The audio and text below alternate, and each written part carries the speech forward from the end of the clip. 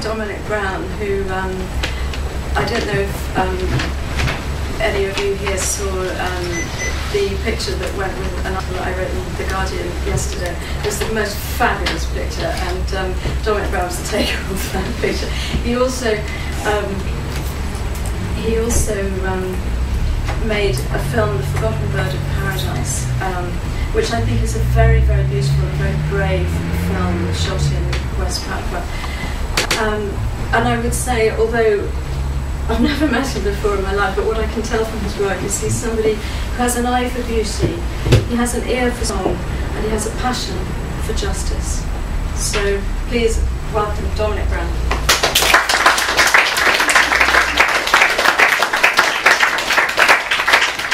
First of all, say thank you so much. You know, it's great to see so many kind of new faces for West Papua. I've been involved in the struggle for about 7 years now. I'll give you a bit of background about myself. I'm 30 now. When I was 22 years old, I took a couple of years off travelling around the world, and I spent a lot of time travelling around Indonesia.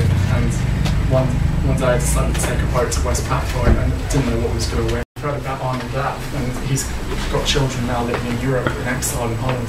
They had to flee after he got murdered, and all they cry for is going back to their land.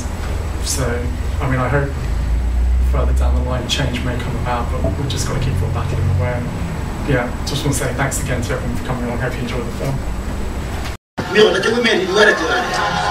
West Papua lies 250 kilometres north of Australia, on the western half of the island of New Guinea.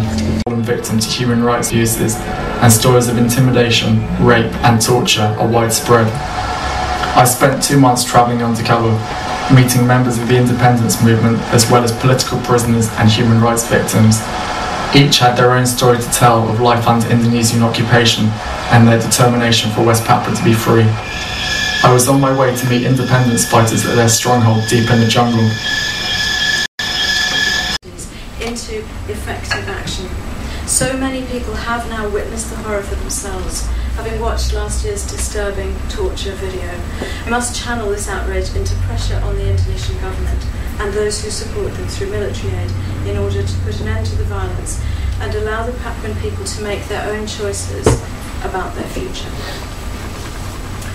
100 years ago, 200 years ago, and we can find out about it and kind of, you know, sort of week later, but there's nothing you can do. This is absolutely something where there is something that we can do, and in a very, very powerful way. We are the ones who can. You know, it's happening in our lifetime. It's happening on our watch, as you know, as citizens, just as human beings. And so I want to say, you know, please look at the material they've got. They've got a very good